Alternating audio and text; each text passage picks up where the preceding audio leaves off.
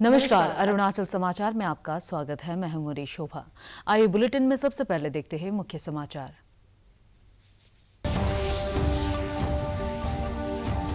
देश में कोविड-19 से स्वस्थ होने वालों की दर 75% से अधिक हुई। ठीक होने वालों की संख्या मौजूदा सक्रिय मामलों से 3 गुना ज्यादा हुई। राज्य में कोविड संक्रमण के 40 और नए मामले सामने आए।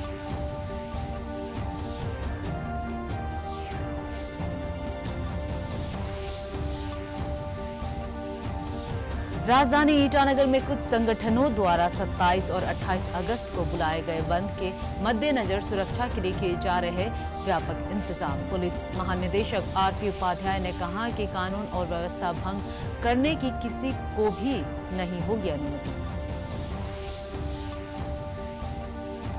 भारतीय कृषि और ग्रामीण विकास बैंक नाबार्ड द्वारा प्रधानमंत्री के वोकल फॉर लोकल और आत्मनिर्भर भारत बनाने के लिए अरुणाचल प्रदेश में चलाई जा रही है 22 योजनाएं। स्थानीय लोगों को कौशल विकास के लिए दिए जा रहे हैं प्रशिक्षण।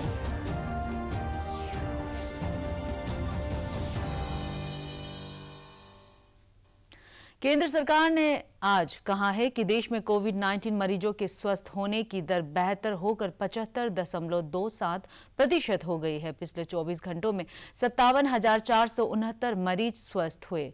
स्वास्थ्य मंत्रालय ने कहा कि देश में ठीक होने वालों की संख्या 23,38,000 से अधिक है। यह मौजूदा सक्रिय मामलों में 3 गुना से ऊपर है। मंत्रालय ने कहा कि केंद्र सरकार की प्रभावी नीतियों के कारण कोविड-19 अस्पतालों में सभी तरह के मरीजों के लिए बेहतर इलाज उपलब्ध हुआ है। स्वस्थ होने वालों की बढ़ती दर के साथ ही देश में इस संक्रमण से होने वाले मौतों का प्रतिशत भी कम हो गया है। इस समय भारत में कोविड मरीजों की मृत्यु दर 1.85% है, जो विश्व में सबसे कम मृत्यु दर में शामिल है। इस समय कुल 1,520 प्रयोगशालाओं के माध्यम से कोविड-19 नमूनों की जांच की जा रही है। इनमें से 984 सरकारी तथा 536 निजी प्रयोगशालाएं हैं। राज्य में रविवार को कोविड संक्रमण के 40 और मामले दर्ज किए गए हैं। राज्य स्वास्थ्य सेवा निदेशालय के अनुसार प्रदेश में कोविड संक्रमण के सक्रिय मामलों की संख्या बढ़कर 961 हो गई है। पिछले 24 घंटों के दौरान कोविड के 69 मरीज को स्वस्थ हो जाने के बाद अस्पतालों से छुट्टी दे दी गई है। राज्य में अब तक 2,297 मरीज स्वस्थ हो चुके हैं। राज्य में कोविड-19 से ठीक होने वालों की दर 70.39% हो गई है। कोविड जांच के लिए अब तक प्रदेश में 1,43,000 से ज्यादा सैंपल लिए जा चुके हैं। कल आए 40 मामलों में से केवल 3 मामले ही सिम्टोमेटिक पाए गए हैं। स्वास्थ्य विभाग के अनुसार चांगलांग जिले के मियाओं में वन विभाग के 7 कर्मचारी कोरोना पॉजिटिव पाए गए, जबकि राजधानी ईटानगर क्षेत्र से कोविड-19 के 11 और मामले दर्ज किए गए हैं। कांग्रेस कार्य समिति पार्टी में नेतृत्व के मामले को लेकर आज दिल्ली में एक बैठक की। अंतिम समाचार मिलने पर कार्य समिति की बैठक जारी थी। कांग्रेस पार्टी महासचिव के सी वेणुगोपाल ने बताया कि इस बैठक में देश की राजनीतिक स्थिति पर भी चर्चा करने के लिए साथ साथ पार्टी के नेतृत्व के बारे में भी विचार किया जा रहा है। उल्लेखनीय है कि पार्टी के अंतरिम अध्यक्ष सोनिया गांधी ने कहा था कि कार्य समिति उनके स्थान पर नए अध्यक्ष की तलाश शुरू करने का आग्रह किया था। इससे पहले कांग्रेस के शीर्ष नेताओं की ओर से पूर्णकालिक नेतृत्व की मांग करते हुए लिखे गए पत्र की एक दिन बाद कांग्रेस कार्य को यह बैठक हो रही है। आज की बैठक में पार्टी के वरिष्ठ नेता और कार्य समिति के सदस्य doctor Manmohan Singh, Ashok Gehlot, captain Amarinder Singh, P Chidambaram, Priyanka Gandhi आदि शामिल है। राज्य में कुछ संगठनों द्वारा 27 और 28 तारीख को विभिन्न मांगों को लेकर राजधानी ईटानगर में बुलाए गए बंद के आह्वान को देखते हुए राज्य पुलिस ने कानून और व्यवस्था बनाए रखने के लिए सुरक्षा के व्यापक इंतजाम किए हैं। ईटानगर में संवाददाताओं से बातचीत करते हुए राज्य पुलिस के डीजी आरपी उपाध्याय ने कहा है कि किसी को भी शांति भंग करने की अनुमति नहीं दी जाएगी। उन्होंने कहा कि पुलिस को इस बात की खुफिया सूचना मिली है कि कुछ अराजक तत्व हिंसा का रास्ता अपनाकर माहौल खराब करना चाहते हैं। श्री उपाध्याय ने बताया कि राज्य पुलिस की 20 कंपनियां और अर्धसैनिक बलों की 21 कंपनियों को राजधानी क्षेत्र की सुरक्षा के लिए तैनात किया जा रहा है।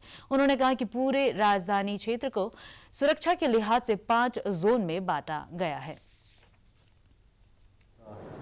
बंद कॉल किया गया है। इसके लिए पुलिस ने काफ़ी एलेबरेट अरेंजमेंट किए हैं, क्योंकि हमारे पास ऐसा इंटेलिजेंस इनपुट है कि इस बंद की आड़ में कुछ ख़राब लोग, दंगई लोग शहर की फ़िज़ा ख़राब करना चाहते हैं और वो यहाँ पे वायलेंस करना चाहते हैं, आर्सन करना चाहते हैं, पब्लिक प्रॉपर्टी को डैमेज करना चाहते हैं। ऐसी इनपुट के आधार पर और बाकी चीज़ों को ध्यान में रखते हुए एक ऑफिसर्स बेस्ड अरेंजमेंट किया गया है, जिसमें हमने पूरे शहर को 5 जोन में बांटा है। हर जोन को एक डीआईजी हेड कर रहा है और उसको जोन को फर्दर सेक्टर में डिवाइड किया गया है, जिसको एसपी हेड कर रहा है। इसके लिए करीब करीब 20 कंपनी फोर्स हमने विद इन अरुणाचल, जो अरुणाचल पुलिस है हमारी डिफरेंट जिले की, उनको इकट्ठा किया है और 21 कंपनी फोर्स हमें मिनिस्ट्री ऑफ होम अफेयर्स ने पैरामिलिट्री फोर्सेस की दी है। उसके अलावा टेक्नोलॉजी का बड़े तौर पे इस्तेमाल किया जा रहा है। हम ड्रोन कैमरा इस्तेमाल कर रहे हैं, 6 ड्रोन कैमराज हैं, बॉडी वॉर्न कैमराज हैं। उसके अलावा जो एंटी राइड इक्विपमेंट हैं, 6 वज्रवैन हैं, 6 वाटर कैनन है। असम पुलिस से भी 1 वाटर कैनन हम लोगों को मिला है। तो इन सबको चीज़ों को ध्यान में रखते हुए एक ऐसा अरेंजमेंट करने की कोशिश कर रहे हैं कि जिसमें आम आदमी को, अगर उसको कोई कहीं जाना है, कोई मेडिकल इमरजेंसी है, कोई और ज़रूरी काम, उसको दिक्कत ना हो, लेकिन दंगाइयों की हिम्मत ना हो कि वो किसी भी पब्लिक प्रॉपर्टी को तोड़ सकें, किसी भी आदमी को आने जाने से रोक सकें और किसी भी सरकारी काम में बाधा पैदा कर सकें। जो 6 कंपनी हमारी आई है वो आसाम से आई है। उसके हर एक आदमी का, मैं बताना चाहूँगा कि हर एक आदमी का रैपिड एंटीजन टेस्ट किया जा रहा है। पुलिस डिपार्टमेंट ने ही हेल्थ डिपार्टमेंट को लेटर लिख के बताया है कि ये 6 कंपनी है। भारतीय कृषि और ग्रामीण विकास बैंक नाबार्ड द्वारा प्रधानमंत्री के वोकल फॉर लोकल और आत्मनिर्भर भारत बनाने के लिए अरुणाचल प्रदेश में कई योजनाएं शुरू की गई है, जिसमें कृषि, हस्तशिल्प, बेकरी आदि के प्रशिक्षण जैसी योजनाएं शामिल हैं। नाबार्ड के अरुणाचल प्रदेश इकाई के महाप्रबंधक डॉक्टर गोपा कुमारन नायर ने बताया कि पिछले वर्ष और इस वर्ष मिला के कुल राज्य के विभिन्न क्षेत्र में 22 योजनाएं चल रही है। इस प्रशिक्षण को नाबार्ड के समर्थन से गैर सरकारी संगठन एनजीओ द्वारा युवाओं को विभिन्न क्षेत्र में कौशल प्रशिक्षण दिया जा रहा है, ताकि वे लोग अपने घरों में ही छोटे छोटे व्यवसाय शुरू कर आत्मनिर्भर हो सके। Primarily meant for giving training to our SHG members for creating activities mostly in the field of agro processing, handicraft, ready-made garments making, even equipping them for skilling their activity in the field of general electrical activity, plumbing and carpentry related things. We are also supporting SHGs and NGOs in marketing the produce of SHG members. So last year we have sanctioned 6 rural mart in various districts across the state. In addition to that one, last year and this year we have sanctioned 7 rural hearts, a small marketing place in various districts. प्रधानमंत्री नरेंद्र मोदी ने Bharatiya Janata party के वरिष्ठ नेता और पूर्व वित्त मंत्री अरुण जेटली को आज उनकी पुण्यतिथि पर श्रद्धांजलि अर्पित की है। श्री मोदी ने कहा कि अरुण जेटली ने कर्मठता पूर्वक देश की सेवा की। उन्होंने कहा कि श्री जेटली की बुद्धिमत्ता, कानूनी ज्ञान और उनका सौम्य व्यक्तित्व असाधारण था। पूर्व वित्त मंत्री अरुण जेटली की पहली पुण्यतिथि पर देश उन्हें याद कर रहा है। सरकार ने कहा कि वर्ष 2014 से 2019 के दौरान वित्त मंत्री के रूप में राष्ट्र निर्माण की दिशा में उनके योगदान को हमेशा याद किया जाएगा।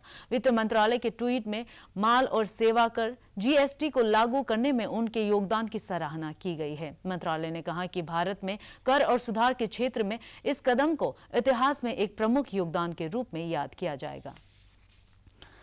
वेस्ट कामेंग जिले के जिला सूचना और जनसंपर्क अधिकारी गोचम तागा का बोमडिला में असामयिक निधन हो गया।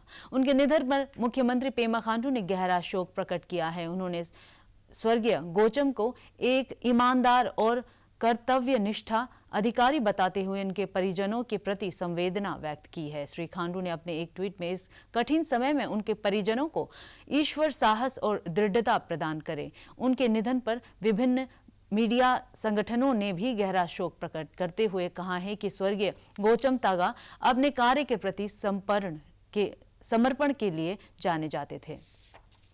बिहार में गंगा और सनोंदी में आई बाढ़ के कारण पटना, बक्सर, मुंगेर, भागलपुर और खगड़िया जिलों में जनजीवन बुरी तरह प्रभावित हुआ है। इन जिलों के निचले इलाके जलमग्न हो गए हैं। गंगा का पानी नए इलाकों में फैल गया है। बाढ़ प्रभावित इलाकों से लोगों को सुरक्षित स्थान पर ले जाया जा रहा है। राष्ट्रीय आपदा मोचन बल और राज्य आपदा मोचन बल की 26 टीमें बचाव और राहत कार्य में लगी हुई हैं। अब तक 5.5 लाख लोगों को सुरक्षित स्थानों पर पहुंचाया गया है। 5,000 से अधिक लोगों के राहत शिविरों में रखा गया है। राज्य के 16 जिलों की 13,333 पंचायतों के 83,65,000 से अधिक लोग बाढ़ से प्रभावित हैं। सबसे अधिक प्रभावित दरभंगा जिले में 20 लाख से अधिक लोग प्रभावित हुए हैं। गंडक नदी के पानी के नए इलाकों में फैलने से सारण और गोपालगंज में स्थिति बिगड़ गई है। गंगा, कोसी, बागमती, कमला बालन और गंडक नदियां खतरे के निशाने से ऊपर बह रही है। मौसम विभाग ने अगले 48 घंटों में राज्य के अधिकांश हिस्सों में वर्षा और तूफान की आशंका जताई है। असम में गुवाहाटी और उत्तरी गुवाहाटी को जोड़ने के लिए देश में नदी पर बने सबसे लंबे रोप वे का आज उद्घाटन किया गया। स्वास्थ्य मंत्री हेमंत बिश्व शर्मा और गुवाहाटी विकास विभाग के मंत्री सिद्धार्थ भट्टाचार्य ने 1.8 किलोमीटर लंबी रोपवे सेवा का उद्घाटन किया। यह रोपवे गुवाहाटी में कचहरी घाट से उत्तरी गुवाहाटी के डोल गोविंदा मंदिर तक के लिए है।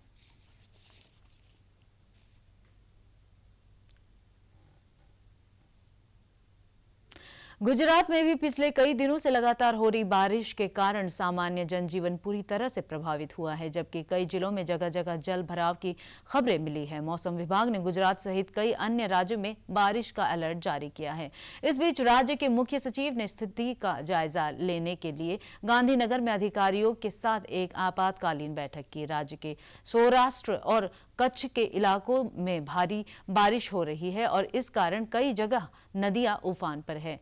जामनगर और राजकोट में कई रिहायशी इलाकों में बारिश का पानी भर गया है। विभिन्न स्थानों पर राहत और बचाव कार्य के लिए एनडीआरएफ की टीमें तैनात की गई है। राष्ट्रीय शिक्षा नीति के तहत उच्च शिक्षा और व्यावसायिक शिक्षा में सुधार पर भी जोर दिया गया है। उच्च शिक्षा क्षेत्र में दुनिया भर के श्रेष्ठ विश्वविद्यालय भारत में भी अपना कैंपस स्थापित कर सकते हैं। वहीं अनुसंधान कार्यों पर बल देते हुए छात्रों को एंट्री और एग्जिट के कई अवसर मिल सकेंगे। उच्च शिक्षा में प्रस्तावित नई सिफारिशों पर पेश है एक रिपोर्ट। के तहत भारत में विदेशी विश्वविद्यालयों के लिए भी दरवाजे खोल दिए गए हैं, यानी दुनिया के प्रतिष्ठित विश्वविद्यालय अब भारत में अपने कैंपस खोल सकेंगे। शिक्षा नीति के मुताबिक दुनिया के शीर्ष 100 विश्वविद्यालयों को भारत में कैंपस खोलने की अनुमति दी जाएगी। इससे छात्रों को देश में ही गुणवत्तापूर्ण शिक्षा हासिल हो सकेगी और प्रतिभा पलायन को रोकने में मदद मिलेगी। गौरतलब है कि साल 2019 में करीब 7.5 लाख छात्रों ने उच्च शिक्षा के लिए विदेश का रुख किया था। विदेशी विश्वविद्यालय भारत में अपने कैंपस स्थापित कर सकें, ये सुनिश्चित करने के लिए एक वैधानिक फ्रेमवर्क तैयार किया जाएगा और इन विश्वविद्यालयों को दिव्यांग विद्यार्थियों के लिए दिल्ली के एक स्कूल द्वारा इंद्रधनुष प्रतियोगिता आयोजित की गई। इस ऑनलाइन प्रतियोगिता में 3 से 18 वर्ष की उम्र के 27 विद्यालयों के छात्रों ने भाग लिया। इस प्रतियोगिता की थीम सिक्किम रखी गई, जिसमें छोटे छोटे बच्चों ने भी बेहतरीन प्रदर्शन किया है। पेश है एक रिपोर्ट। मेमोरियल इंटर स्कूल प्रतियोगिता इंद्रधनुष आयोजित की गई। कोरोना महामारी के इस काल में दिव्यांग बच्चों के लिए इस प्रतियोगिता का आयोजन ऑनलाइन किया गया। इस साल इस उत्सव में दिल्ली एनसीआर, लखनऊ और चंडीगढ़ समेत 27 विद्यालयों के 3 साल से लेकर 18 साल तक के 235 विद्यार्थियों ने विभिन्न प्रतियोगिताओं में हिस्सा लिया, जिसमें नृत्य, फैंसी ड्रेस, आभूषण निर्माण, कुकिंग और फ्री आर्ट प्रतियोगिताओं में विद्यार्थियों ने अपना बेहतर प्रदर्शन किया।